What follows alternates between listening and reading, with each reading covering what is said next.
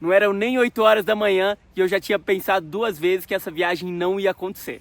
Fala pessoal, estamos aqui ó, Ushuaia. Cerca de 35 mil quilômetros pedalando do Ushuaia até o Alasca. A Laguna Esmeralda é um dos destinos mais deslumbrantes da Patagônia Argentina.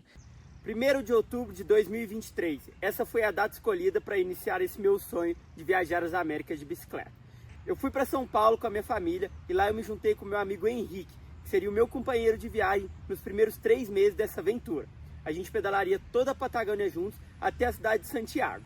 No aeroporto de Guarulhos, despachamos as nossas bicicletas, nos despedimos da família e fomos para Buenos Aires, que seria a nossa primeira parada dessa aventura. Para quem não sabe, as bicicletas são despachadas como bagagem especial. Você coloca numa caixa, desmonta toda ela, coloca as coisas dentro ali e despacha. Cada companhia aérea cobra um valor diferente para a bicicleta, então é bom averiguar antes. Eu paguei todos os valores que vocês podem imaginar, desde R$100 para levar uma bicicleta até R$500. Então vale a pena mesmo dar uma pesquisada. E nem eles sabem muito bem, chega mais lá na hora e as coisas acontecem. E claro, né, chegar lá e torcer para a bicicleta estar inteira. Chegando em Buenos Aires, tivemos a sorte de cruzar com 2 amigos do Henrique que estavam por lá. Eles nos aceitaram em seu Airbnb e nós fomos dormir embaixo da mesa. Dá para acreditar? Como a gente ia passar apenas 4 dias em Buenos Aires e depois pegaria outro voo até a cidade do Ushuaia, não tinha sentido em desmontar as bicicletas. Por isso a gente ficou com aquelas caixas gigantescas andando pela cidade. E foi uma trabalheira só. Depois de conhecer Buenos Aires, a gente já teve o nosso primeiro perrengue, que foi levar as bicicletas até o aeroporto, que ficava bem afastado da cidade. Para chegar até o aeroporto, percebemos que tinha uma maneira de pegar 2 ônibus e chegar até lá. Seria mais econômico que pagar um táxi, ou talvez 2, para caber as bicicletas dentro deles. Pegamos o primeiro ônibus sem problema. Quando estávamos na parada esperando o segundo ônibus, adivinhem. O motorista nos viu com as bicicletas e fechou a porta e seguiu, não nos recebeu. O pior de tudo é que ao fazer isso, a gente não teria tempo para esperar o próximo ônibus nem chegar até o aeroporto. Então a gente começou a parar todos os táxis que passavam, perguntando: vocês conseguem levar a gente? Temos 2 bicicletas. E ninguém aceitava. O tempo ia passando e eu já estava me conformando que eu perderia o voo. Dá para acreditar numa coisa dessa? Mas aí chegou o nosso salvador da pátria. Um taxista peruano resolveu nos levar e salvou o nosso dia. Como se a adrenalina do táxi não fosse suficiente, chegamos no aeroporto e quando fomos despachar as bicicletas, a moça falou assim: não dá para despachar mais. Vocês deveriam ter chegado com antecedência aqui. Isso porque a gente estava mais de 2 horas antes do voo. Ela falou: olha, o avião já saiu daqui e já está lá na parte de embarque. Ele não pode mais receber as suas coisas. E aí, cara, foi um desespero total. Não eram nem 8 horas da manhã e eu já tinha pensado 2 vezes que essa viagem não ia acontecer. Depois de suplicar muito, arranhar meu espanhol, que estava voltando ativa naquele momento, a moça falou: peraí, só um minutinho. Ligou no rádio, conversou um pouquinho, falou: tá bom, a gente consegue levar, mas vocês vão ter que levar as bicicletas até uma salinha ali. E aí tudo bem.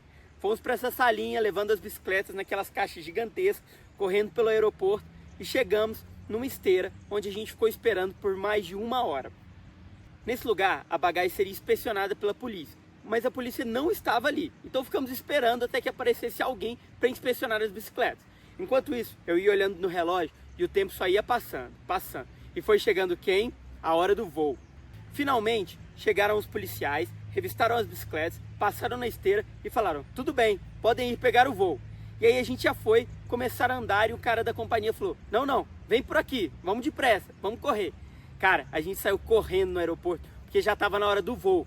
Começamos a correr, passar naqueles scanners de tudo. Cara, a gente só queria correr, gente, não tinha outra opção. A gente sabia que já estava atrasado o voo por nossa culpa e ainda tinha que passar por todo um aeroporto gigantesco.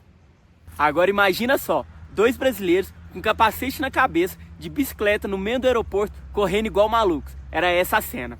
Nessas horas passa de tudo, né? Vontade de ir no banheiro, sede, e a gente correndo. Porque o nosso portão de embarque era o último do aeroporto. Parece até brincadeira, né, eu estar contando uma coisa dessa. Mas eu juro que foi desse jeito.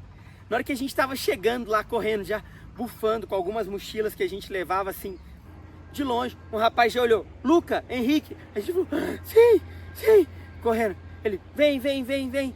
Aí entregamos os documentos para ele, o cartão de embarque, ele aprovado, entramos naquela salinha já que dá o corredor para o avião, fecharam as portas.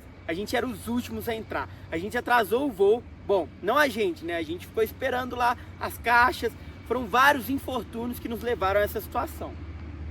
Resultado, conseguimos entrar no avião, todo mundo olhando para aqueles dois brasileiros com capacete na cabeça, entrando no avião e pensando, quem são esses caras que atrasaram o nosso voo? E essa foi a nossa aventura em Buenos Aires. Acabamos de chegar aqui no Ushuaia. Olha esse aeroporto, velho. Olha esse teto. Pensa se tá frio. E agora a gente vai aqui, ó, organizar as bicicletas pra gente já sair pedalando daqui. Valeu. Chegamos no Ushuaia e fomos logo montar as nossas bicicletas. Até porque o único jeito de sair do aeroporto com aquele tanto de bagagem era em cima de uma bicicleta. Começamos a montar ali mesmo no saguão, com o pessoal todo olhando ao redor. Nesse momento eu recebi uma mensagem do nosso primeiro warm shower. O Rosendo queria nos receber em sua casa lá no Ushuaia. Para quem não sabe, o warm shower é uma plataforma de pessoas que recebem cicloviajantes de graça em sua casa. Então sim, na nossa primeira hospedagem na viagem, a gente já ficaria de graça na casa de alguém. O Rosendo estava recebendo pela primeira vez cicloviajantes na sua casa. Ele estava super empolgado, até porque ele também é ciclista e viajante. Ele foi até o aeroporto nos dar uma mão, ajudou a organizar as coisas e se propôs a levar algumas coisas para sua casa. Aceitamos de bom grado, montamos as nossas bicicletas e saímos para o frio congelante do Ushuaia para ir até a casa do Rosendo. E aí, a gente já cometeu o nosso primeiro erro de principiante. Ao sair do aeroporto, meus dedos estavam congelando, a minha cara congelando, tudo congelando. O frio era absurdo, eu nunca tinha sentido nada como aquilo na minha vida. Que erro de principiante, hein? Calma lá, né? Eu acho que eu mereço um desconto. Eu nunca tinha visto neve da minha vida, muito menos pedalado naquela situação. Eu tinha visto o sol, estava super empolgado para começar a pedalar, só queria subir na bike e ir até a casa do Rosendo. Mas aí eu já aprendi naquele momento que para pedalar naquelas condições você precisa estar muito bem abrigado. Passado o primeiro erro, a gente desfrutou vários dias ali com o Rosendo. Ele nos deu várias dicas sobre a cidade, nos levou para conhecer, me levou para encostar na neve pela primeira vez e foi um super anfitrião. E a primeira dica que ele nos deu foi ir até a Laguna Esmeralda. A gente podia ir de bicicleta e depois fazer a caminhada. Então foi logo isso que a gente fez no dia seguinte. E vamos fazer a trilha da Lago Esmeralda agora. A gente vai mostrar uns pedacinhos da trilha aí e na volta mostra o pedalzinho. Deram 20 km até aqui, então são mais 20 de volta e são 4 de caminhada para ir e 4 para voltar. Vamos ver como que vai ser isso aí. Valeu! Localizada a apenas 20 km do Ushuaia, a Laguna Esmeralda é um dos destinos mais deslumbrantes da Patagônia Argentina e cartão postal aqui do Ushuaia. É um lugar imperdível para quem ama a natureza e trilhas incríveis. A trilha até a laguna tem cerca de 7 km de ida e 7 km de volta e é considerada moderada. Não é tão difícil assim não, mas tem paisagens incríveis ao longo do caminho.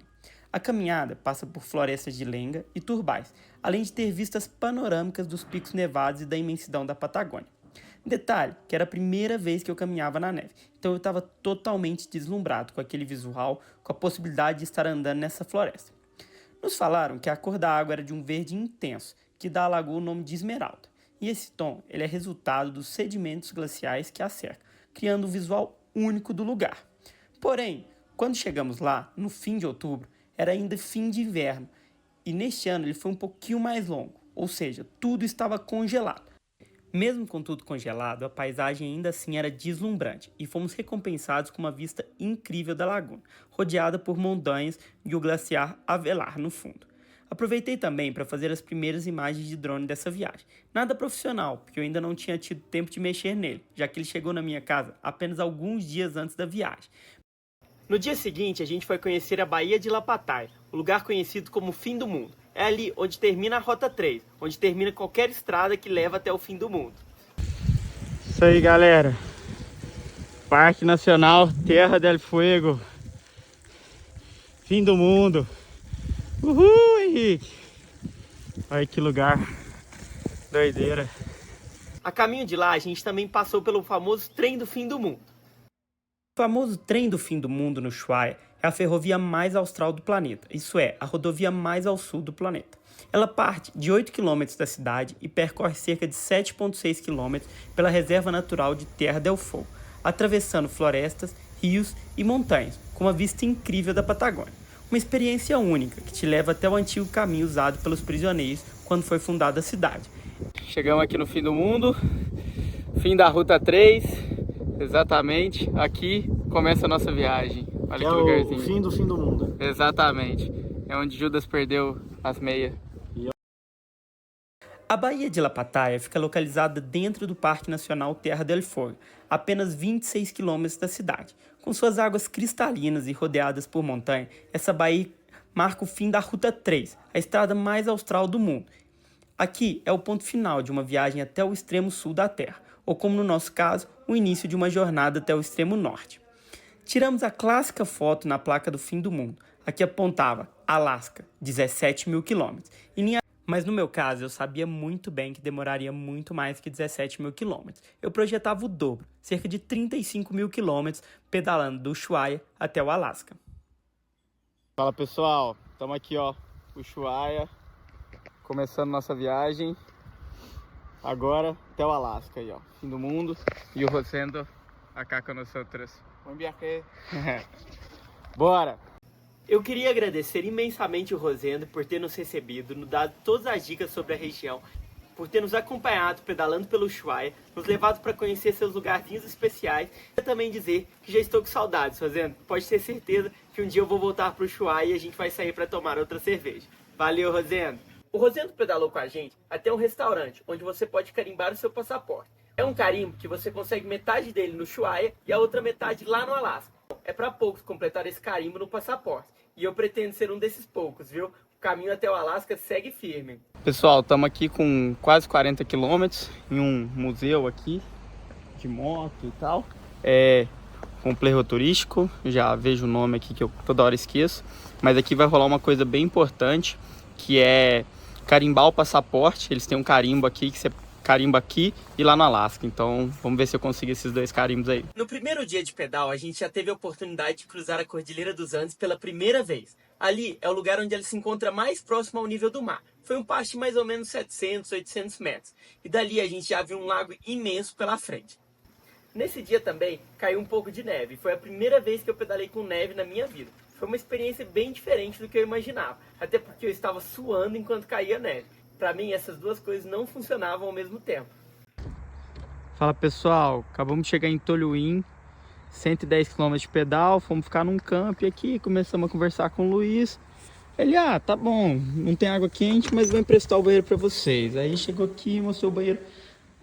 Vocês querem ficar aqui? E aí, ganhamos um lugarzinho fechado, cozinha, quente pra caramba aqui, que tá frio pra caramba, galera. E o melhor de tudo, isso aqui custou 2.000 pesos, que dá 15 reais para nós dois, total. É isso, galera, ganhamos na loteria aí hoje. Uhul! No dia seguinte, seguimos em direção a Rio Grande, onde tinha outro Warm Shower nos esperando, o Mariano e sua família. O pedal até lá foi um pedal longo, plano e com muito vento. O vento era tanto, mas tanto, que nas pausas para comer a gente tinha que ir debaixo da pista para conseguir se abrigar um pouquinho. Que mané vento o quê, cara? Para de desculpinha, só vai pedalar. Vou ser bem sincero, eu tinha lido em vários livros, todo mundo falava dos ventos da Patagônia, mas nada ia me preparar para aquilo ali. Os ventos são realmente insuportáveis. A gente pedalava assim, de lado. Tinha horas que não tinha como ficar na ruta. Inclusive, tem dias que a estrada fica fechada por causa de tanto vento. Mas isso vocês vão ver daqui uns 3 episódios, quando eu estiver a caminho de El Chaltén. Almoço hoje aí, pessoal. Henrique ali, beira da estrada e lá no fundo o mar. Bora. A caminho de Rio Grande, Henrique fazendo o xixizinho dele ali. E a estrada segue. São 110 quilômetros hoje. De muito asfalto bom, graças a Deus. E vento em todas as direções. Ó o Henrique ali. Acabamos de chegar em mais um warm shower aqui na cidade de Rio Grande. O Mariano vai estar hospedando a gente, ele e a Alejandra, e eles têm uma filhinha petitinha também. E a gente vai ficar aqui um dia, vamos ver se a gente consegue ficar 2, que a gente tá bem cansado. Lavar as roupas e tudo mais, tem máquina ali. E aí, ele também é cicloviajante, a gente conseguiu pelo Warm Showers. E lá, olha a Tandem aqui, gente. Essa bike é muito brava. E é isso aí, vamos ver. Tamo bem, mais um dia aí, valeu. E hoje foram 110 quilômetros. No dia seguinte, a gente descobriu uma história incrível de Tolhuin. A gente tinha ido até uma padaria na cidade que estava lotada. E era um vilarejo super pequeno, com uma padaria super chique e gigante. A gente não entendeu nada, mas era domingão à tarde, a gente falou, beleza, tá aí a padaria. Depois, a gente chegou em Rio Grande no dia seguinte Estávamos conversando com o nosso warm shower, o Mariano, e ele nos perguntou, na verdade, vocês ficaram na padaria em Tolhuin? Gente, como assim na padaria? E ele nos contou essa história incrível da padaria. É o seguinte, essa padaria, ela recebia todos os cicloviajantes que passavam ali. O senhor, dono da padaria, deixava o pessoal dormir ali, junto com sacos de farinha, de tudo, no porão. O problema foi que, certo dia, a padaria inteira pegou fogo. E o senhorzinho, da noite pro dia, perdeu tudo que ele tinha. Só que aí, essa notícia chegou para os cicloviajantes lá na Europa. Chegou para o pessoal que já tinha se hospedado na padaria. E aí eles se organizaram e fizeram uma vaquinha com todos os cicloviajantes que já tinham ficado ali naquela padaria. Esse senhor recebeu a doação e construiu uma super padaria em Tolhuin, que até hoje segue recebendo ciclistas. Ele falou, o Mariano nos comentou, falou, cara, eu acho que é porque estava muito cheio e não perceberam que eram os ciclistas, senão eles tinham te chamado. Porque desde esse momento, os ciclistas têm passe livre para dormir ali naquela padaria super quentinha e super gostosa. E essa história me tocou muito, porque eu vi a ação dos cicloviajantes que já passaram em certo lugar e deram apoio a esse lugar quando ele precisou. Fiquei muito feliz com essa comunidade e com essa vaquinha que o pessoal fez. E de saber também que o dono até hoje recebe cicloviajantes. Talvez uma próxima a gente fique por lá. Chegamos a Rio Grande pensando que ia ficarmos apenas uma noite, mas a gente estava exausto por causa do vento e dos 3 dias super longos até ali. Então resolvemos passar mais uma noite com a família do Mariano e nos preparar para cruzar para o Chile pela primeira vez nessa viagem. Isso mesmo, ali na Ilha da Terra del Fogo, metade é do Chile e metade é da Argentina. Então para você sair de lá por terra, você tem que sair da Argentina e entrar no Chile. O que mal sabíamos era que depois de cruzar para o Chile, o desafio seria ainda maior. O vento, que estava um pouco de lado, um pouco de frente, viraria 100% de frente. A gente teve 100 km de vento na cara, que demoraram uma eternidade. Além do vento terrível, a estrada se tornou ripio, que é uma espécie de cascalho aqui, estava terrível e não tinha nada nesse trecho. Nada, gente. Na verdade, tinha uma coisa assim, muito vento. O que a gente estava levando para fazer 100, 120 km nos primeiros dias, a gente passou a fazer 40 km, no mesmo tanto de hora. A gente acordava, começava a pedalar, passava o dia inteiro tentando avançar e não conseguia. Por mais plano que fosse o trajeto, o vento nos impedia de avançar. Foi realmente frustrante e não estávamos tão bem preparados ainda. Era o começo da nossa viagem. Mas por outro lado, a gente estava cheio de motivações para seguir. Então seguimos em frente até cruzar o Estreito de Magalhães. Ah, e vale dizer que o lugar é tão remoto que o governo do Chile construiu alguns abrigos para justamente apoiar viajantes que estejam passando por ali. Porque as condições climáticas nesse terreno podem variar muito e se tornar realmente um perigo de vida. Então existem alguns abrigos. Mas a gente no fim encontrou apenas um que estava mais ou menos inteiro. Infelizmente tinha muito vandalismo nessa região também. E fica aí as imagens do nosso abrigo e como que era esse lugarzinho. Mensagem. Fala galera, tudo certo? Acabamos de chegar aqui. Na noite. Olha o visual aí, que bacana. Isso aí. Ah, a gente tem a Cordilheira dos Andes, os Picos Nevados. Temos amanhã, ele vai beirando. Esse aqui é o Estreito de Magalhães. E a gente veio de lá. A gente vai dormir aqui, o Henrique ali, tudo certinho. Bem alterado. E aí, a gente vai subir ali e dormir lá, tá mais protegido. O diazinho foi bem duro. Saímos lá da fronteira e em 5 horas de pedal fizemos mais 40. Foi bem duro aí. Vento contra o tempo todo, várias rajadas. Estrada de terra. Muitas vezes a gente tinha que parar ali porque dava difícil. Mas chegamos, vamos mandar um rango agora, dormir e amanhã é cedo de novo. E a gente tem mais uns 60 quilômetros de percorrer. E é isso. Certo? Bora organizar tudo? Valeu. Mesmo hoje, depois de 1 ano e 3 meses viajando, eu ouso dizer que essa parte foi uma das mais difíceis da viagem. Por sorte, eu estava super motivado e eu estava com meu amigo Henrique. Assim, um ajudava o outro a se proteger um pouquinho do vento e também a trabalhar um pouco a cabeça naquele ambiente desafiador.